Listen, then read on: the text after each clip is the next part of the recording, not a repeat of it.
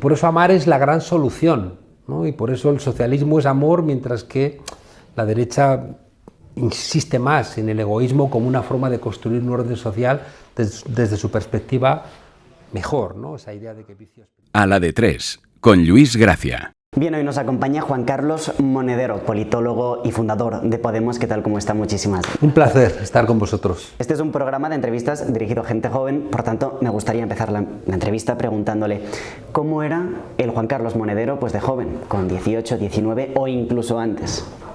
Pues seguramente más tonto que la juventud de ahora, seguramente más leído, pero eso no significa que más instruido.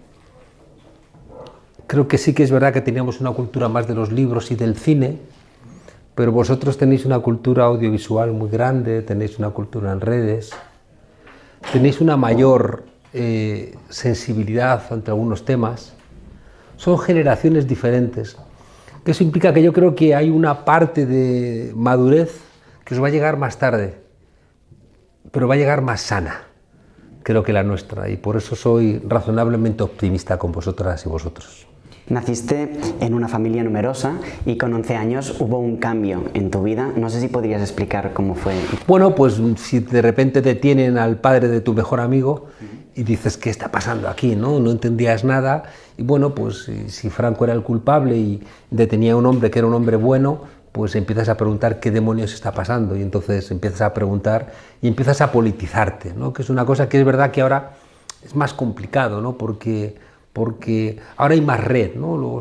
Yo creo que los padres tienen la consciencia de que el futuro es muy incierto, de que uno mira en el horizonte y no ve sino negras tormentas. Entonces creo que sí que hay una voluntad muy sobreprotectora de los hijos que os permite también alargar la adolescencia, que es una cosa también de los seres humanos, ¿no? Es decir, los seres humanos nacemos con el cerebro chiquito, ¿no? Entonces somos los animales que más cuidados necesitamos en la naturaleza.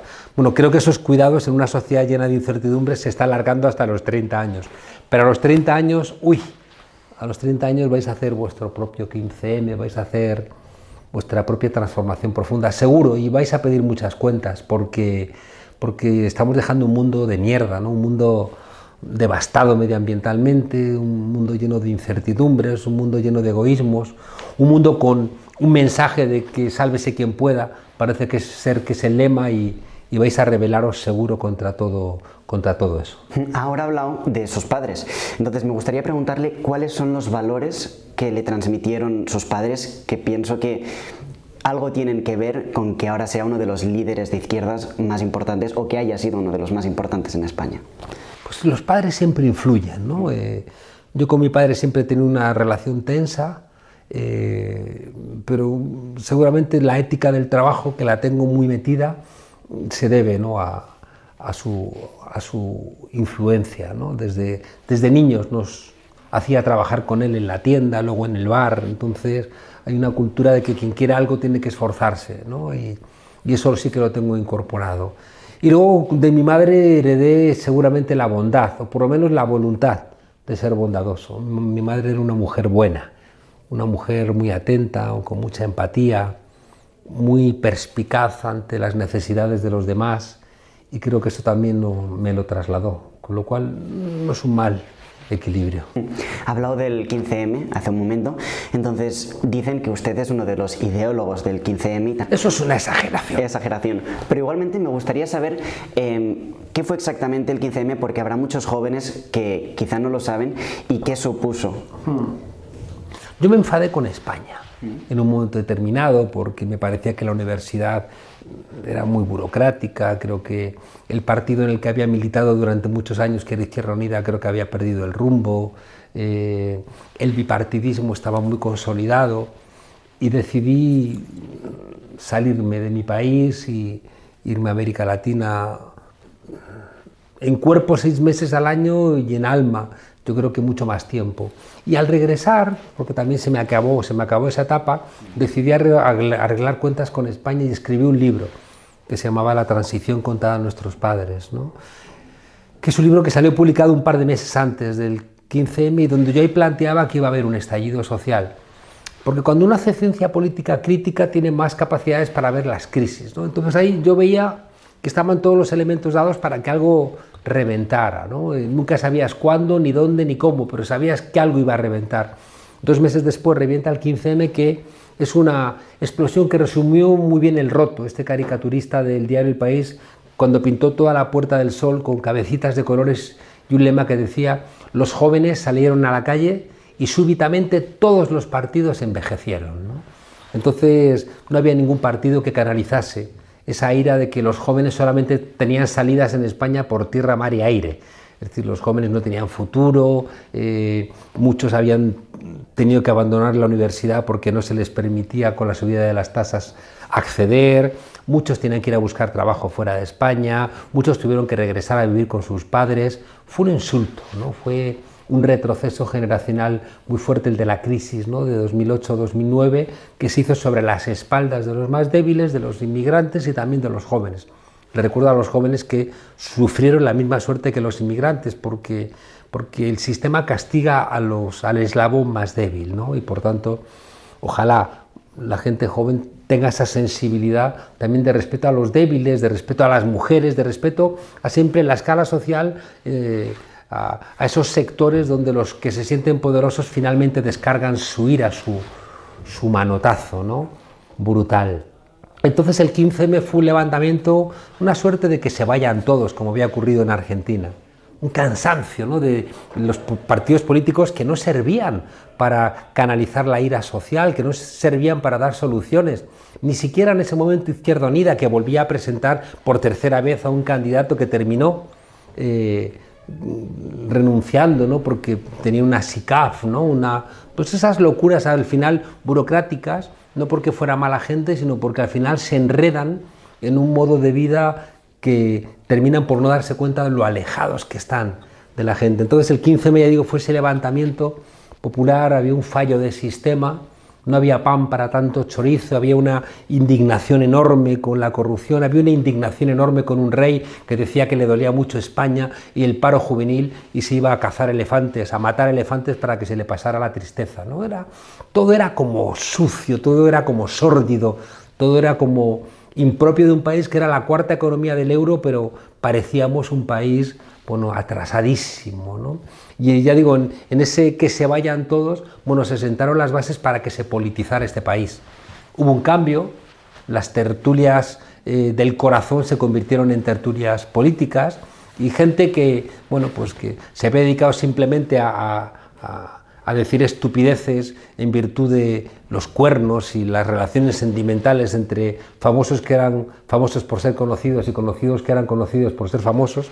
Bueno, pues dieron un salto, ya tenemos a la Susana Griso, a Ana Rosa Quintana, a las Cristina Pardo, a Joaquín Prat, toda esta gente, ¿no?, que de repente se recicló como tertulianos políticos que han hecho bastante daño a este país, ¿no?, porque esos todólogos, ¿no?, que igual te opinaban de Filomena, que te opinaban de un volcán, que te opinaban de la guerra en Ucrania, o ahora son expertos en Perú, ¿no? Son, bueno, pues eso, gente sin ningún tipo de formación, charlatanes profesionales, en un espacio donde se influía profundamente y donde algunos tuvimos que ir para hacer política. Nunca se me ocurrió a mí ir como periodista a los medios de comunicación, porque yo no soy periodista, soy un profesor de ciencia política, pero íbamos a esas tertulias a hacer política porque es ahí donde se hacía política, igual que hace 50 años los revolucionarios iban a la Sierra Maestra a pegar tiros, los revolucionarios del siglo XXI, que no buscamos pegar tiros, sino hacer posible lo imposible, cambiar las cosas para que realmente las desigualdades sean menores y el horizonte vital sea un poco más luminoso, pues teníamos que ir a donde estaba la batalla, que era en los platós de televisión. Bajo su experiencia, ahora que ha hablado de estallidos, ¿cree que podría volver a ocurrir un 15M o algo parecido? Va a ocurrir seguro. ¿Cuándo? Y vais a protagonizarlo los jóvenes. Pues cuando otra vez, como decía, creo que el viaje empieza cuando se acaban los caminos, ¿no? Es decir, que si el escenario que os ofrecen a los jóvenes es el de Madrid, ¿no?, de sálvese quien pueda, y donde una presidenta demente, ¿no?, invita, pues eso, a una sociedad de Mad Max, ¿no?, donde solamente después del naufragio hay una balsa y solamente los más fuertes se van a subir a esa balsa, en vez de pensar cómo construimos más balsas para que quepamos todos, ¿no? Esa sociedad, ya digo, madrileña, terrible, ¿no?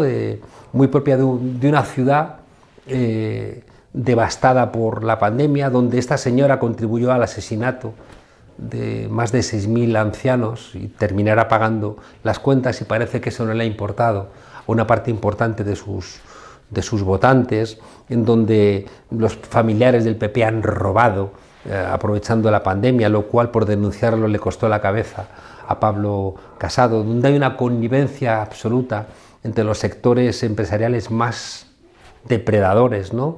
Y el Partido Popular o Vox. Ahí no hay sitio para la mayoría. Y por tanto, cuando los jóvenes os deis cuenta de que no tenéis sitio, de que estudiar no sirve para tener un puesto de trabajo digno, de que no vais a tener acceso a una vivienda, de que vais a respirar mierda, de que vais a beber mierda, de que vais a comer mierda, porque el planeta se está devastando, vais a dar un golpe encima de la mesa, vais a pedir responsabilidades a los mayores, vais a salir de este ensimismamiento donde queréis distraeros constantemente, donde os contentáis con trabajos basura, porque no es para pagar la construcción de una familia, sino para pagar vuestros gastos, porque vivís en casa de vuestros padres, y bueno, pues con 1.000 euros pues da, ¿no?, para comprar alcohol, algo de drogas, con los que se droguen y esas cosas. ¿De verdad cree que Isabel Díaz Ayuso contribuyó al asesinato de 6.000? Sin duda, porque dio la orden de que no se trasladaran a los hospitales, a los enfermos de COVID en las residencias, por supuesto. Y respecto a los jóvenes, tema marihuana, mileuristas, no todos son así. Es verdad, lo que pasa es que si uno mira los estudios del Instituto de la Juventud, sí hay un consumo, ¿no?, de drogas generalizado, y desgraciadamente de drogas no solamente ilegales, sino de drogas legales, ¿no? Es decir, que el consumo de antidepresivos, de ansiolíticos por parte de la juventud es muy alto. Hay una cosa muy terrible, y es que sois una generación muy golpeada con la salud mental, ¿no? Porque no hay horizontes, ¿no? Y habéis vivido 2 crisis terribles, la pandemia, el volcán, la Filomena, la guerra de Ucrania, un planeta donde constantemente recibís información de que está devastado. No hay muchos sitios donde mirar, entonces al final, aunque todos los días te compres por internet una camiseta o un pantalón, una falda, esto al final no te da felicidad.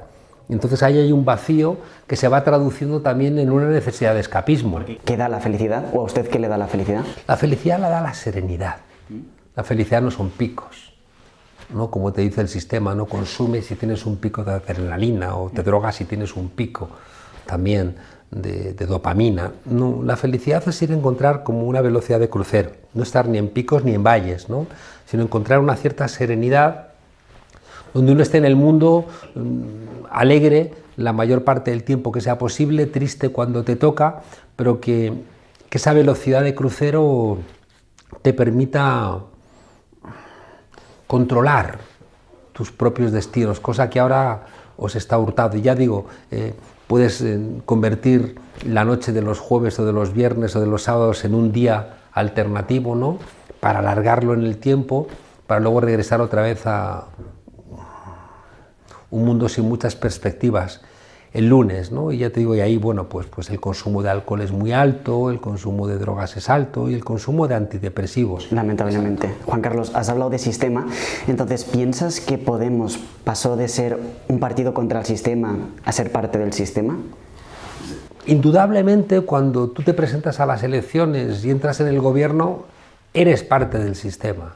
Lo que pasa es que en tanto en cuanto Podemos quiere pensarse como un partido movimiento, el partido está en el sistema y el movimiento está contra el sistema, que es una contradicción, por igual que la luz es al tiempo onda y partícula, igual que todos tenemos que consumir y ser medioambientalistas, igual que tenemos que ser locales y globales, igual que tenemos que ser subjetivos y objetivos, ¿no? Es decir, el siglo XXI va a ser un siglo muy de oscilaciones, ¿no?, de constantes vinculaciones entre una cosa y supuestamente su contraria. Va a ser una de las claves en tanto en cuanto esta polvareda se deposite y podamos ver otra vez en qué consiste el mundo. Ten en cuenta que las grandes certezas han cambiado. Tú no tienes ninguna amiga que quiera tener una relación sentimental como la de sus abuelas. Bueno, algunas sí.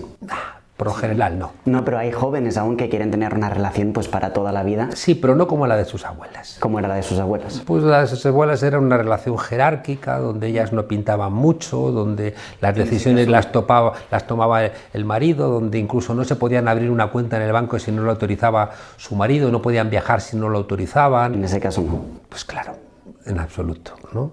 Y más cosas, ¿no? Es decir, el derecho al aborto y el derecho a tener las relaciones sexuales que quieran y el derecho a decirle a tu marido, si vienes borracho no puedes acostarte conmigo porque si lo haces es una violación. Entonces esas mentalidades no las tenían nuestras abuelas, en cambio tus compañeras sí las tienen, ¿no? Entonces, y por tanto ya digo, el mundo de la familia ha cambiado, el mundo laboral ha cambiado. No estudiéis ya de una sola vez para siempre, ¿no? Sino que las propias cámaras con las que estáis grabando pues van a cambiar y seguramente va a haber que estar adaptándose constantemente. Entonces estamos en un mundo muy cambiante, ¿no? La idea de Dios no tiene la fuerza que tenía antaño, las ideologías también van transformándose, el mundo varía, antes había un mundo de la Guerra Fría, luego un mundo unipolar con Estados Unidos, ahora es un mundo multipolar, Europa se está quedando en la periferia del... Son todos como cambios muy profundos, ¿no? Que nos obligan a ir perfilando, ya digo, la información en un mundo confuso, ¿no? Ya digo, por eso también va a ser muy importante establecer nuevos diálogos. Creo que necesitamos una revolución. El sistema económico va a devastar el planeta. ¿Qué más necesitamos? Ha ardido Los Ángeles, ha ardido Australia, crece el nivel del mar, medio Pakistán está hundido, aquí tuvimos un terremoto por el vaciamiento del agua, hay sitios donde ya no hay agua, el agua de la lluvia ya no se puede beber, están cambiando las corrientes de aire, se están llenando de turbinas los mares, pensando que eso no afecta y no es verdad, está afectando a las corrientes marítimas, está enfriando la superficie del agua. Estamos haciendo barbaridades que implican que el mundo puede convertirse en un escenario apocalíptico, ¿no? Como el de la película On the Road, ¿no? La película de McCarthy, la novela de McCarthy. Juan Carlos, ha hablado de cambios. Tendréis que hacer algo al respecto a los jóvenes, porque es que si no tenéis espacio donde vivir... Sí, totalmente, tienen que haber cambios y ahora que ha hablado de cambios, de hecho, Podemos se fundó hace 8 años, entonces no sé cómo ve el Podemos actual, que la mayoría de los fundadores ya no estáis en el partido. Porque fíjate que yo creo que también una de las características de la política es que la gente va a ir y venir. Ya no me imagino con tanta claridad biografías políticas vitales, ¿no? Donde alguien, como todos los políticos que conocemos, se han dedicado solo a ser políticos, ¿no? Todos los del PP, todos los de Vox también, ¿eh? Los de Vox, porque los de Vox ahora están en Vox, pero vienen prácticamente todos del PP, salvo los que vienen de Fuerza Nueva o de Falange, en el Partido Nacionalista Vasco, en la ex Convergencia y Unión, en el PSOE. Es decir, son gente que hace carrera política. En cambio, en las nuevas formaciones no tengo claro que la gente quiera dedicarse toda su vida a la política, ¿no? Y por tanto la gente entrará y saldrá. Yo en mi caso concreto nunca he querido tener ningún cargo de representación popular. Es decir que... No, estuvo a punto de ser elegido alcalde... Bueno, perdón. De presentarme. Elegirme nunca se sabe, ¿no? Exacto. O sea, Carmena, que fue la que buscamos después de que yo no quise ser candidato, sí que ganó la alcaldía. En mi caso no sé qué hubiera ocurrido. Se hubiera polarizado mucho. Imagínate una confrontación entre Esperanza Aguirre, la duquesa de la corrupción y yo, ¿no? Entonces, pues aquello hubiera sido una elección que hubiera movilizado a mucha gente y eso hubiera sido bueno porque en ese momento una mayor movilización hubiera movilizado a gente de izquierdas que no votaba, pero por otro lado también sectores más moderados con el discurso que había contra mí, ¿no? Donde parece que yo era el ogro, el monstruo, ¿no? Pues no sé. Salen muchas noticias de caso de Monedero, cuentas, no sé qué, no sé, ahí que... Bueno, tú como periodista tienes que estudiar las cosas, claro, ¿no? Es decir, que porque si no reproducimos mentiras es un hecho al infinito, ¿no? Claro. Es decir, el hecho de que se acuse a alguien de algo, si te lleva a ti a preguntar, estás redundando, ¿no? En acusaciones. Con Podemos prácticamente todas nuestras acusaciones han sido archivadas. Entonces, claro, el PP acusa, No sé si escuchaste hace poco un audio donde estaba Villarejo con Dolores de Cospedal diciendo, pues eso es importante que lo veas, ¿no? Entonces, si hubieras escuchado eso, seguramente no me hubieras hecho esa pregunta, porque en ese audio dice Villarejo a Dolores de Cospedal, que en ese momento era la ministra de Defensa, es decir, miembro del gobierno de Rajoy y secretaria general del PP, le dice, hablando de Podemos, son unos hijos de puta, Monedero el fundamental, vamos a arruinarles la vida. ¿Y qué hace cuando llegan estas acusaciones? Bueno, pues de repente cuando veo que Montoro me acusa, que Soraya Sáez de Santa María me acusa, que Ferreras me acusa, claro, en ese momento no sabíamos, intuíamos, pero no sabíamos lo que hoy sabemos, ¿no? Que Ferreras se jactaba de poder matarnos, de que había una conspiración contra Podemos, ¿no? Donde había miembros del gobierno, comisarios de policía, por supuesto periodistas mafiosos, había jueces corruptos, ¿no? El juez Alba está en la cárcel por intentar encarcelar él sin pruebas a Victoria Rosell. Hubo un momento cuando las encuestas daban a Podemos como el partido que iba a gobernar en España. Ten en cuenta que Podemos y Izquierda Unida tuvieron 6 millones de votos y Pedro Sánchez ha gobernado con 5.300.000. Y a partir de ese momento los poderes de este país dijeron hay que acabar con Podemos. Nosotros lo sabíamos porque lo vivíamos. O sea, si hay un incendio con un foco dices será fortuito, pero si hay 20 focos del incendio es que es premeditado. Y sufríamos ataques por todos lados, incluido el gobierno. Hoy sabemos que el gobierno fue un gobierno de Rajoy corrupto, no solamente porque robaron a los españoles, sino porque crearon una policía política para inventar pruebas contra nosotros, acusarnos de malversación, Hacienda, y después, cuando 8 meses después se archiva, no sale en ningún lado. Y tú fíjate, como un periodista joven, no me preguntas diciendo qué vergüenza que le acusaran a usted de malversación y que luego se archivara, sino que tú me preguntas, ¿hubo casos de malversación? Y por tanto, como periodista, fíjate, contribuyes... No, pero es lo que salía en Google. O sea, claro, pones claro, y es un hecho, y sale esto. Pero porque hay una voluntad, ¿no?, de que eso sea... De que eso sea así, claro. Entonces, es decir, que todos los medios de comunicación disparan en esa dirección. Y también eso es lo que genera, ya digo, que la gente que no hace una voluntad o no tiene la voluntad de profundizar un poquito más, bueno, pues se queda en esa espuma de que, claro, nos acusan de estupideces, ¿no? La última, un juez, ¿no?, que es un juez del Partido Popular, es un juez muy vinculado, ¿no?, y que ha prosperado en su carrera política de la mano del PP, pues igual que Carlos Lesmes, igual que lo que está pasando ahora en el Consejo General del Poder Judicial, ¿no?, igual que los miembros del PP que puso el PP en el Tribunal Constitucional. Es decir, que ya lo dijo, ¿no?, Cosidó, diciendo que querían controlar al Poder Judicial por detrás, colocando a Marchena en la sala segunda del Supremo, ¿no? Bueno, pues este juez, ¿no?, que está obsesionado con Podemos, me acusa de tener 92 cuentas, ¿no? Es decir, cuando el propio Trío 2 ha hecho un comunicado diciendo, no, Monedero tiene 2 cuentas, no tiene 92, ¿no? Entonces, claro, ese tipo de acusaciones solamente sirven para que la derecha diga, sí, tiene 92 cuentas, que pudren la democracia, que pudren el periodismo, que hacen que los principales programas de prime time que hay ahora mismo en la televisión en España pues sean basura, ¿no? Sea Ana Rosa Quintana, Susana Griso, Ferreras, Joaquín Prat, Jiménez Los Santos, Vallés.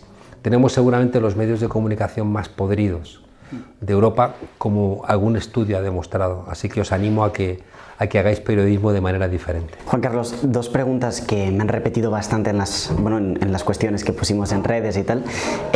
Eran, la primera, ¿qué piensa Juan Carlos Monedero del actual presidente del gobierno de España, Pedro Sánchez? Y la segunda es si habría la posibilidad de que todas las izquierdas se unieran y hicieran un bloque. Pedro Sánchez viene de un partido, el Partido Socialista, que ha sido parte del bipartidismo, que es el régimen político que se construye a la muerte de Franco a través de un sistema electoral que es el mismo de la Ley para la Reforma Política del año 77. Es un sistema electoral diseñado para que ganase la derecha, primando a las zonas conservadoras. Se genera un sistema bipartidista donde el PP es la parte conservadora y el PSOE la parte progresista, pero de un binomio que es estrictamente conservador, que no cuestiona el modelo neoliberal, que no cuestiona la monarquía pese a que el rey emérito estuviera robando o haciendo trapacerías, que no cuestiona los propios procesos de corrupción que afectaban al PSOE y al PP, que manipulan los medios de comunicación, es decir, un bipartidismo que vacía mucho nuestra democracia. Pedro Sánchez, en un momento determinado, quiere acercarse a Podemos, le cortan la cabeza, comienza un proceso valiente por toda España a pie o en coche, ¿no?, que le lleva a ganar las primarias, y esa condición, ¿no?, de outsider dentro de un partido que es de insiders le permite, bueno, pues salidas que estaban prohibidas en el marco político español, donde ningún partido a la izquierda del PSOE podía entrar en el gobierno. Intentó gobernar en solitario presionando a Podemos, Podemos aguantó, intentaron gobernar con Ciudadanos, hoy sería Girauta o Inés Arrimadas ministras, o sería vicepresidente Rivera, ¿no? Qué cosa más bochornosa. Pero Podemos aguantó, y es muy importante que la gente sepa que, pese a todas las presiones, Podemos aguantó, pese a que se fueron a nuevas elecciones, porque si no hoy sería, ya digo, vicepresidente Albert Rivera, que ha demostrado, ¿no?, su compromiso con el trabajo y con su compromiso con lo público.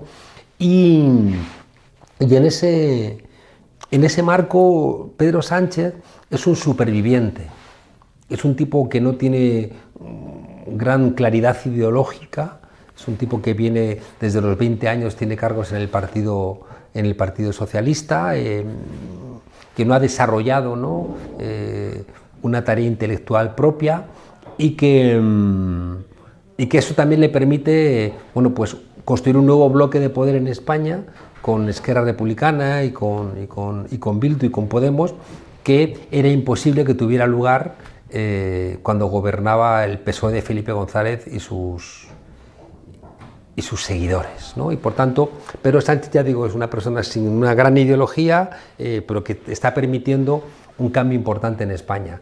La unión de la izquierda es una obligación, lo que pasa es que el PSOE no está dentro de esa estricta izquierda. La unión de la izquierda es lo que representó Unidas Podemos, es lo que se puso en marcha desde Podemos, desde que nacimos. Cuando nace Podemos, yo siempre planteé que había que construir un frente amplio donde Podemos era la nave nodriza, que es lo que sigo peleando, ¿no? Yo creo que y espero que Yolanda Díaz pueda liderar todo este espacio y que Podemos sea la nave nodriza y que todas las fuerzas de la izquierda terminen configurando este frente amplio, porque creo que ningún partido puede representar ahora la pluralidad de pensamiento que hay en el siglo XXI. Actualmente en Sudamérica es la izquierda la que se ha impuesto y la mayoría de países de Sudamérica pues son de izquierdas. No sé si podría pues explicarnos el porqué de este fenómeno. Porque el modelo neoliberal, ese modelo de apertura de fronteras, venta de lo público, desregulación de la economía, entrega al sector financiero de la primacía, de esa cultura de no pagar impuestos, de los paraísos fiscales, esta globalización, ¿no?, ya digo que es una suerte de sálvese quien pueda internacional, empezó en América Latina con el golpe de Estado contra Salvador Allende y tuvo allí sus expresiones más duras, ¿no?, con los golpes de Estado en Chile, en Argentina, previamente en Brasil. Creo que ese modelo neoliberal devastó al continente y por tanto las primeras respuestas fueron allí. En el 88 hubo una articulación de un nuevo partido en torno a Cuauhtémoc Cárdenas, en México se cayó el sistema, en el 89, un año después, fue el Caracazo, ¿no?, donde se disparó contra una población que estaba protestando contra las medidas de ajuste del Fondo Monetario Internacional. Allí hubo posteriormente muchas respuestas en forma de intentos de golpes de Estado desde la izquierda. Hugo Chávez dio uno en el 92, los zapatistas se levantaron en el 94, pero a partir del 91, que es cuando desaparece la Unión Soviética, la lucha armada deja de ser una posibilidad. Entonces se empieza a rearticular toda la izquierda en términos electorales. En el 98 gana Chávez, luego va a ganar Lula, Kirchner, Correa, Evo Morales, Pepe Mujica, bueno, antes Tabaré Vázquez. Es decir, toda esa lucha contra el modelo neoliberal se articula políticamente con nuevos partidos que dan la victoria con resultados espectaculares. No salen, ¿qué?, 40 millones, 50 millones de personas de la pobreza. Después hay un péndulo, esa gente que mejora su nivel de vida, vota otra vez a sus verdugos. Y otra vez regresan las derechas en muchos países, ¿no?, en Argentina, en Ecuador, en Chile, eso que se llamaba en Perú, eso que se llamó el Grupo de Lima, ¿no?, que tenía la obsesión contra Venezuela. Y ahora hay una nueva oleada donde otra vez están ganando fuerzas de izquierda, lo que pasa es que de manera diferente. Primero porque es un momento de crisis económica, no tienen la bonanza que hubo de las materias primas, ¿no?, en los anteriores gobiernos, ganan con frentes amplios que no siempre tienen cohesión ideológica, ganan muy apretados, no ganan con 10-15% como ocurría en el cambio de siglo, y luego ganan con una derecha más complicada, una derecha más aprendida, una derecha más intolerante, una derecha que controla mucho más los medios de comunicación y que está utilizando a la judicatura, lo que se llama el lawfare, para intentar ganar a través de los juzgados lo que pierde en las urnas. El caso más emblemático es Lula, que lo metieron en la cárcel, Bolsonaro lo metió en la cárcel cuando le sacaba 20 puntos de distancia, y después el Tribunal Supremo lo revirtió, pero lo sacaron de la carrera electoral. Hoy está condenado Cristina Fernández de Kirchner, Rafael Correa, está perseguido Evo Morales, o aquí en España una parte de la dirigencia de Podemos está perseguida por jueces que están haciendo el juego a la derecha y a la extrema derecha.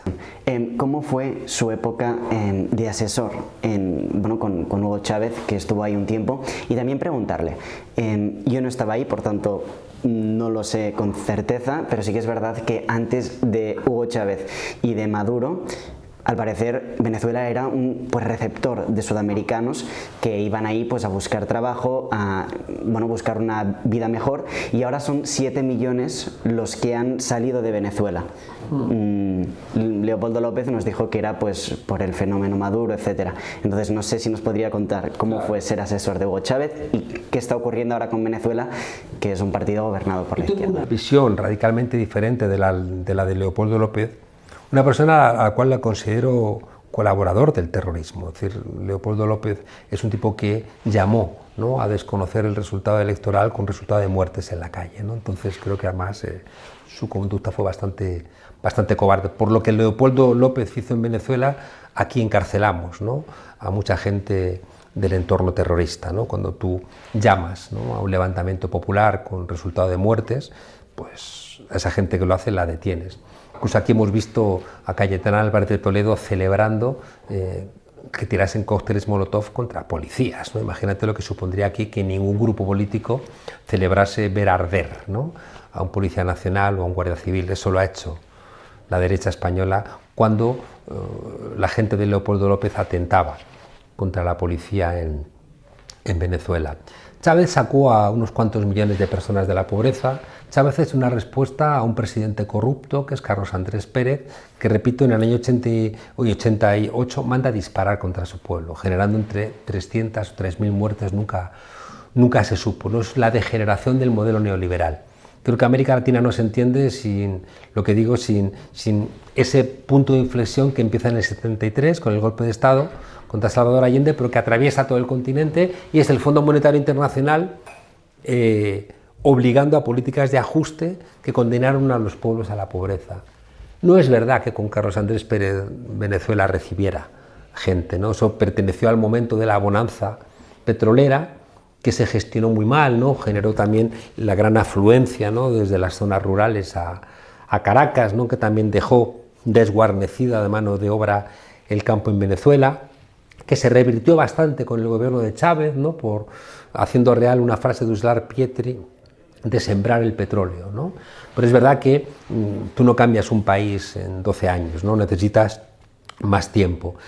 En cualquier caso, Chávez alfabetizó a Venezuela, sacó a millones de personas de la pobreza, le dio vivienda a millones de personas, generó universidades públicas, puso en marcha nuevas infraestructuras como puentes, creó la UNASUR, creó Telesur, unificó al continente latinoamericano, consiguió precios justos del petróleo. Es decir, las cosas que hizo Hugo Chávez marcaron un cambio en el continente. Él falleció justo en un momento en donde se hunden los precios del petróleo, porque la OPEP, en este caso Arabia Saudí, quería hundir el precio del petróleo para evitar el fracking, ¿no?, en algo que también le interesaba a Estados Unidos en su pelea con Rusia. Se hunden los precios del petróleo, Maduro no recibe la gobernabilidad que tenía Chávez y comienza una ofensiva durísima contra Venezuela, que incluye un bloqueo económico, ¿no? Yo me pregunto qué patriota se sentirá Leopoldo López cuando apuesta por bloqueos que hambrean a su pueblo, ¿no? Yo no considero que serían buenos españoles nadie que estuviera a favor de un bloqueo que generase el hambre entre los españoles.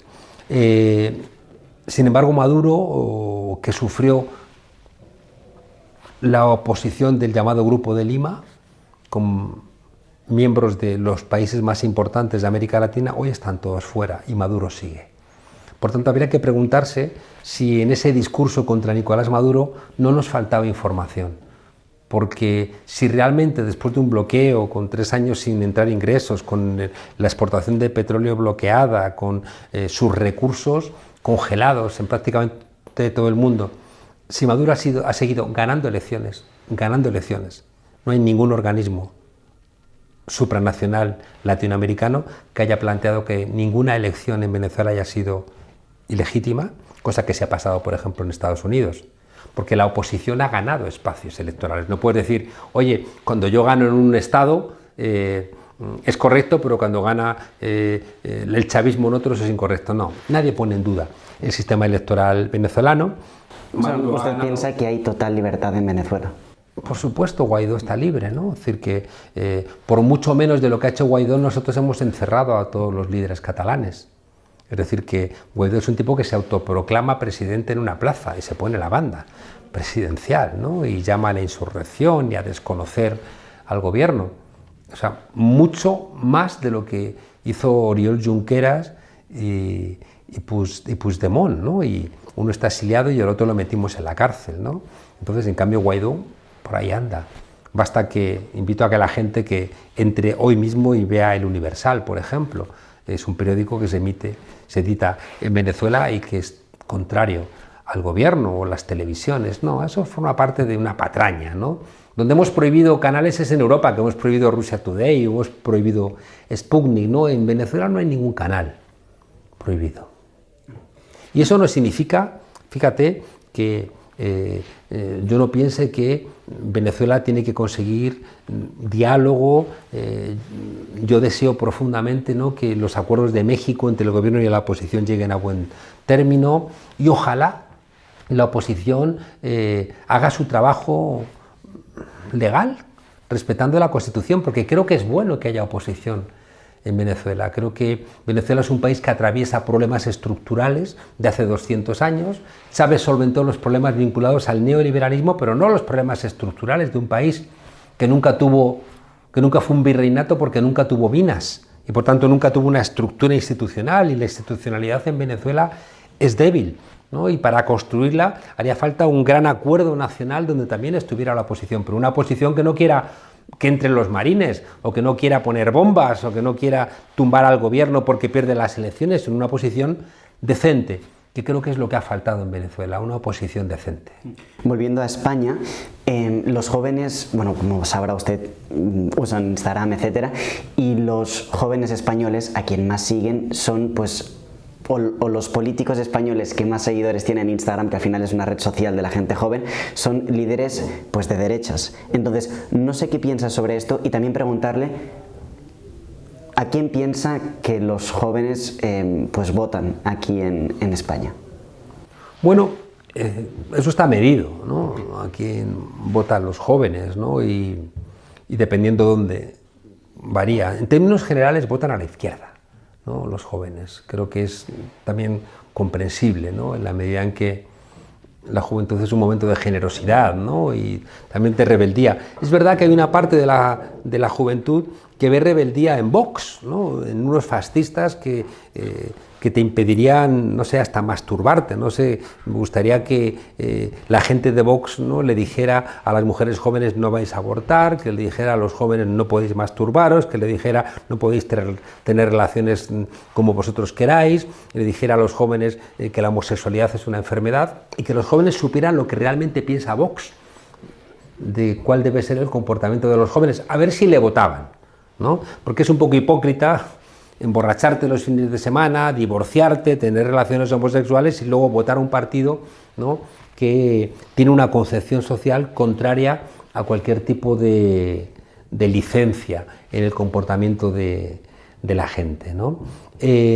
Y después, en cuanto a las redes sociales, es verdad que Podemos es una fuerza política que ya tiene casi 10 años, tiene 8 años, igual que la gente joven no se acuerda del 15M porque fue en 2011, hace 11 años, ¿no? Entonces, yo me quedé en Twitter, ¿no? Apenas estoy ingresando en Instagram, tengo ahí como mis casi 50.000 seguidores, lo intento, no llego a TikTok, ¿no? Sobre todo porque es que entonces dedico mi vida a las redes sociales, ¿no? Entonces, y luego también es verdad que conforme va bajando la edad en las redes sociales, cada vez hay menos texto. Entonces, yo creo que también tenemos que deciros a los jóvenes que cuando pensáis sobre todo con palabras, y que si no tenéis muchas palabras en la cabeza vais a pensar menos, y que si pensáis menos vais a ser menos libres. Un hombre, una mujer jóvenes con un diccionario es como si tuvieran, ¿no?, un arma que defiende su libertad y su independencia frente a los que no quieren que leáis. Creo que es conveniente recuperar una parte del vicio de la lectura porque tú puedes estar 12 horas viendo TikTok o 12 horas viendo Instagram y no te cambia la vida. En cambio, tú estás 12 horas leyendo determinados libros y sales de esos libros con la vida cambiada. Por tanto, en los libros ocurren cosas relevantes, ¿no? Y por tanto, creo que tenéis que regresar de alguna manera a los libros. También preguntarle cuáles piensa que son las políticas que deberían darse, bueno, respecto a juventud aquí en España, cuáles son los retos de la izquierda. Yo creo que hay una muy evidente que tiene que ver con la vivienda. Creo que los jóvenes con 18 años debierais poder salir de casa y poder desarrollar un proyecto de vida autónoma. Creo que hay que articular trabajo para que sea también compatible con estudiar y también con la edad que tenéis, y que esos salarios no sean salarios basura, sino que permitan también, ya digo, esa emancipación. Creo que es esencial la formación. Creo que hay que hacer un esfuerzo de gratuidad en la formación y que sea pública. No. Una sociedad que separa entre la educación pública y la privada es una sociedad que está pegándose un tiro en el pie, ¿no? Y yo luego haría una cuarta apuesta en cuestiones culturales, de identidad, de reafirmación, de condición sexual, de condición de género, de creatividad. Yo creo que el siglo XXI es un siglo que va a reclamar mucha creatividad y por tanto yo creo que no tienes que estudiar como si fuerais burócratas, ¿no? Carreras memorísticas, carreras que no nos ayudan a pensar las contradicciones que, como decía antes, vamos a vivir en el siglo XXI. ¿No? Los jóvenes tenéis que tener la plasticidad y la creatividad para no ahogaros, ¿no?, en los múltiples vasos de agua que en realidad son piscinas llenas de agua del siglo XXI.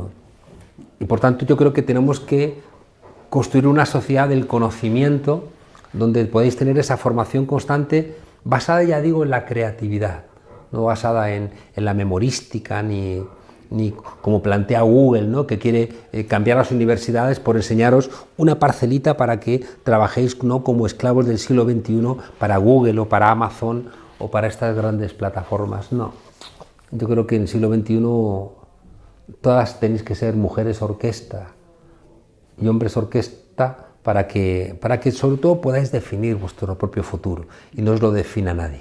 ¿Y Juan Carlos, le preocupa el índice de natalidad? Claro, es problemático en la medida en que mis amigas tienen hijos cada vez más tarde y menos hijos. Porque es que cuando tienes un hijo te empobreces, estadísticamente, ¿no? Gente que está en el umbral, ¿no?, tienes un hijo y te empobreces por los pañales, por el tiempo que tienes que dedicarle, que te lo quitas de trabajos que te generan ingresos, los gastos que hay, por ejemplo, en la escuela infantil, ¿no? Claro. Cualquier cosa puede suponer 400 euros y dices, si gano 900 y me cuesta 400 euros. Pero no es comparable lo que ganas, ¿no?, al final también al tener un hijo. Ya, pero si tener un hijo implica que no puedes mantenerlo, no lo tienes. Es decir, si tú haces cuentas y ganas 1.200 euros y tener un hijo va a suponer un gasto todos los meses de 300 euros. ¿Y le preocupa eso, que no podamos, o muchos jóvenes no vayan a poder tener todos los hijos que desearían, etcétera? Claro, sobre todo porque tener hijos tiene que formar parte de la libertad de cada cual, ¿no? Y lo que no puede ser es que la sociedad no te impida, que la sociedad te impida tener hijos. O sea, yo creo que es muy sensato que la gente quiera retardar la maternidad y la paternidad, o porque quiere hacer otras cosas, quiere vivir, ¿no? Mientras que es verdad que tener un hijo con 20 años, como ocurría con nuestros padres, pues se te acababa una buena parte de la vida, tenías la alegría de la familia, pero luego querías vivir más cosas, ¿no? Y se te termina, ¿no? Se te termina salir, se te termina tomarte una copa, se te termina viajar, se te termina también muchas veces poder desarrollar tu carrera, se te terminan muchas cosas, ¿no? Sobre todo porque si la sociedad no te ayuda a que todas esas restas sean socialmente compensadas, ahora Podemos ha planteado pues que a la gente que tiene hijos se les ayude con dinero, ¿no? Porque es la manera de que una persona diga, tengo una pareja, ¿por qué no tenemos un hijo? Tenemos ayuda, ¿no?, pública, y por tanto no nos va a ir peor porque vamos a tener ayuda. Vamos a lanzarnos. Mientras que si no tienes dinero, no tienes libertad. Es la gran mentira de la derecha. La derecha dice, comunismo, libertad. ¿Libertad de qué? Si no puedo tener un hijo porque no tengo dinero, si no puedo irme de casa porque no puedo pagar un alquiler, si no puedo viajar porque no tengo demasiado mes al final del sueldo. ¿Dónde está la libertad, ¿no? Si me enfermo y no puedo ir a una sanidad pública y por tanto tengo que ahorrar para pagar una sanidad privada que además no me solventa después los problemas. Cuidado con la sanidad privada, los jóvenes, porque cuando cumples determinada edad, que es cuando empiezas a tener enfermedades, la sanidad privada te dice, te multiplico la cuota que tienes que pagar todos los meses, ¿no? Hay que no se engañen a la gente joven. O sea, para que tengáis futuro, tiene que funcionar lo público. Y por tanto, los que dicen, en nombre de la libertad vamos a cargarnos lo público, os están engañando, y si os dejáis engañar, pues una parte será culpa vuestra. ¿Y piensa que el aborto puede contribuir a que no nazcan más niños? No, porque el aborto no es una cuestión tan generalizada.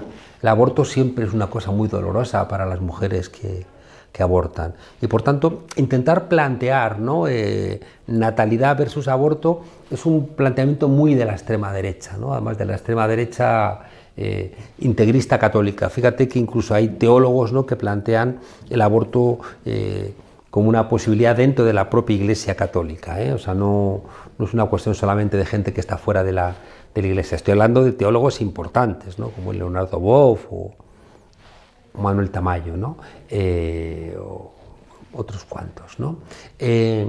Por tanto, ya digo, si tú planteas que como hay un problema de natalidad que está vinculado, ¿no?, a las dificultades económicas, hay que compensarlo obligando a las mujeres a abortar, estás cayendo en el cuento de la criada, ¿no? Estás haciéndome una pregunta que detrás de alguna manera tiene escondida la oferta de una sociedad integrista donde las mujeres no tengan derecho sobre su cuerpo, donde se regrese al orden natural de la familia, donde los hombres mandamos con la virilidad y con una violencia sobre las mujeres que solamente en la pregunta me estremece un poco. Ahora usted y yo podíamos estar hablando tranquilamente, pero en el Congreso esto no pasa. Y entonces me gustaría preguntarle qué piensa de que en el Congreso, al igual que nosotros podemos estar hablando, amigos o quien sea de distintos pensamientos, en el Congreso los que nos representan, muchas veces parece que eso no es normal, la gente no. Pero no es una cuestión generalizada. O sea, la culpa de la crispación la tiene estrictamente Vox, que son unos filibusteros parlamentarios. No hacen propuestas, no presentan alternativas a los presupuestos generales del Estado, no presentan proyectos de ley, van allí a armar el taco, ¿no? Y enfrente los demócratas tienen que pararles los pies. Entonces es muy hipócrita decir, no, es que todos gritan. No, unos gritan y otros les dicen a los que gritan, tú no tienes derecho a gritar. Entonces intentar equipararlos es como los idiotas que dicen, yo ni machista ni antimachista, digan, no diga usted tonterías. Yo ni fascista ni antifascista, no diga usted tonterías. El fascismo o el machismo son delitos, mientras que el antifascismo o el feminismo o el antimachismo son defensas de los derechos humanos. El Parlamento tiene que tener límites. Y yo creo que todos en los medios de comunicación, en el Parlamento, en la calle, tenemos que poner como límite los derechos humanos. Y los que no cumplan los derechos humanos no deben tener espacios. No tienen por qué venir a ofendernos ni intentar debilitar nuestro régimen político los que quieren dinamitarlo, ya digo, con ese límite, que es un límite universal, que es la defensa de los derechos humanos. Y como la extrema derecha no defiende los derechos humanos, yo creo que el Parlamento tendría que parar en los pies. No tiene sentido que gente que defiende el fascismo, como Javier Negre, tenga espacio, ¿no?, como un periodista parlamentario. No tienes posibilidad de ser diputadas y diputados que lo que hacen es insultar constantemente. A esa gente hay que echarles, utilizando el reglamento, no de manera arbitraria, sino diciéndoles: aquí tenemos una Constitución que se defiende a sí misma y ustedes están fuera de la Constitución, por tanto, ustedes aquí no tienen espacio. Para usted, ¿cómo debe ser un buen político? Yo creo que un político tiene que ser una persona estudiada, no ser un intelectual, no tener una carrera, pero sí una persona estudiada, leída, que sepa por dónde va el mundo. Creo que tiene que ser honesta. Es muy importante que sea honesta, porque si va a gestionar dineros públicos, conviene que no tenga la tentación, ¿no?, de apropiarse de ellos. Creo que tiene que tener la capacidad, ¿no?, de defender sus ideas, de tener la firmeza para estar claro en sus ideales y también la flexibilidad para entender que una sociedad está compuesta de personas que no piensan todos lo mismo y que por tanto hay que encontrar espacios, ¿no?, de encuentro. Creo que los regímenes democráticos lo que brindan es esa posibilidad, ¿no?, de construir mayorías.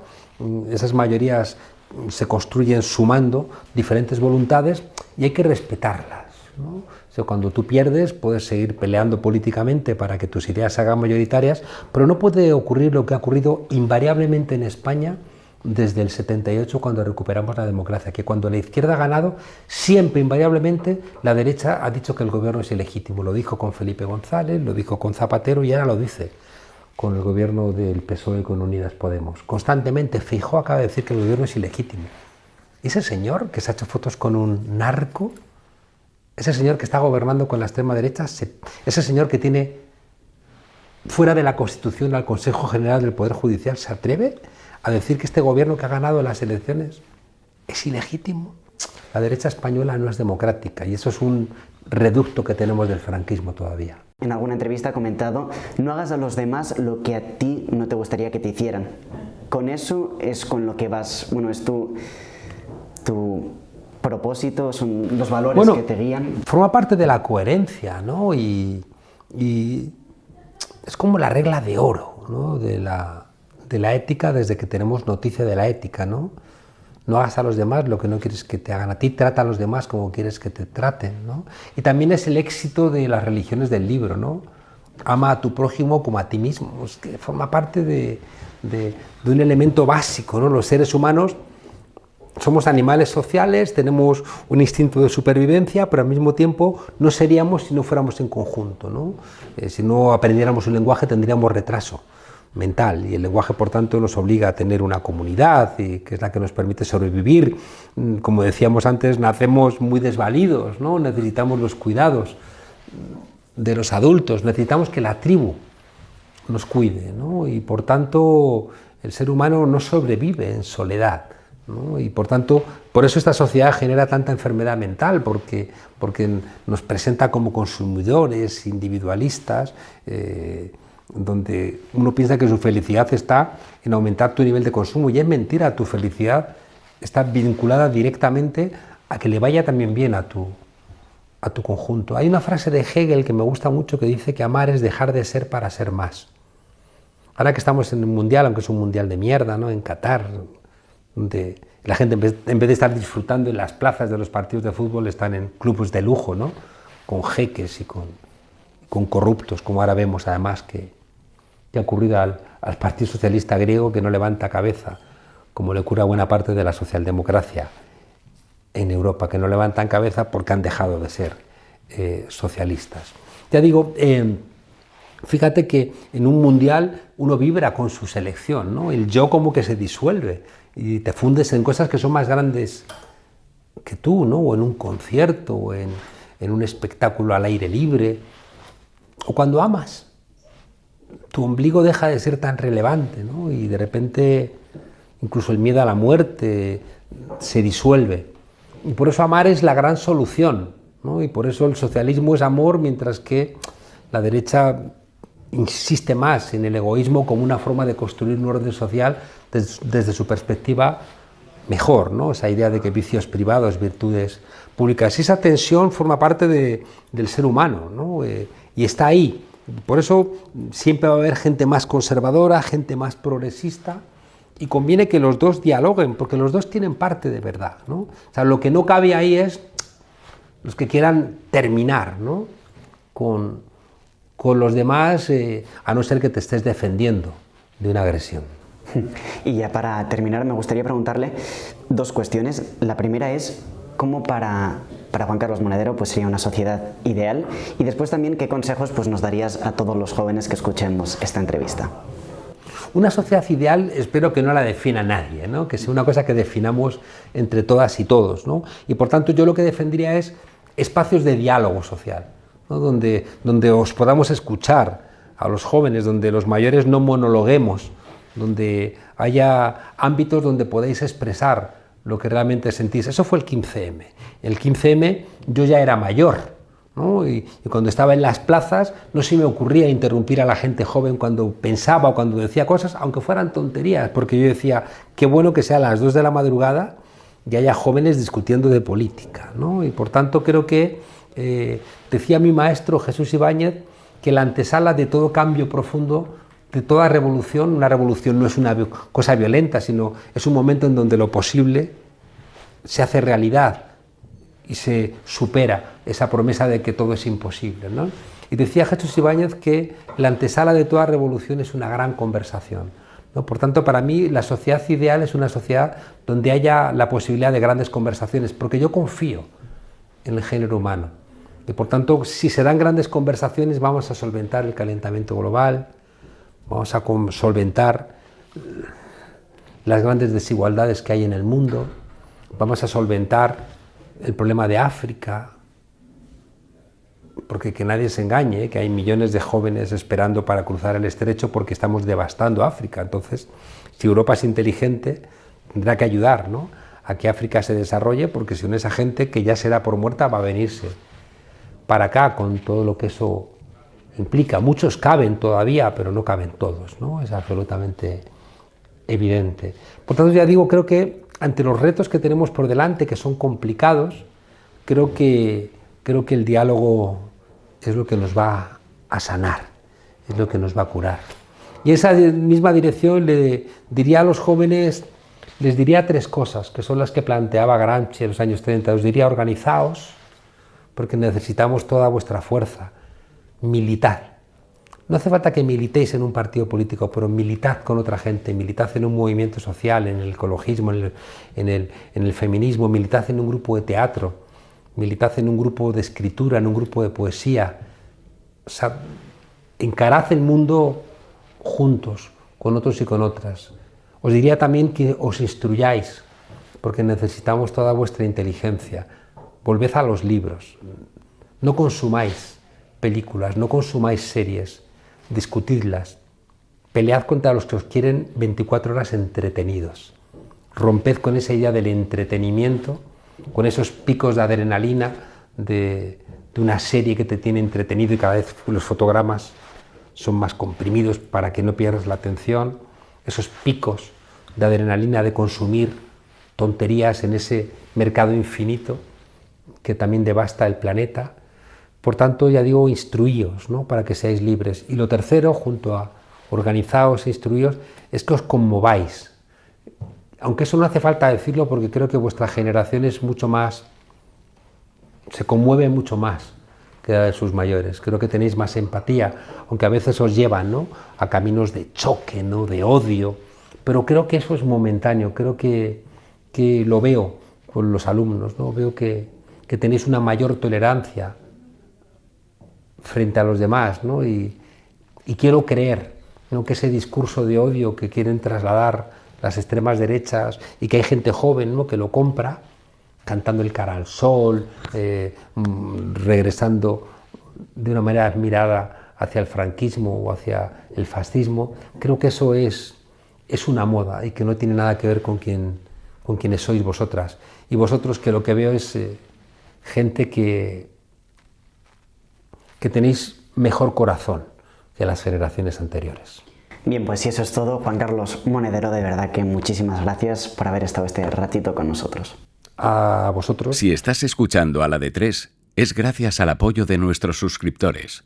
Vamos, únete a ellos para que sigamos creciendo y con ello el programa. Muchísimas gracias.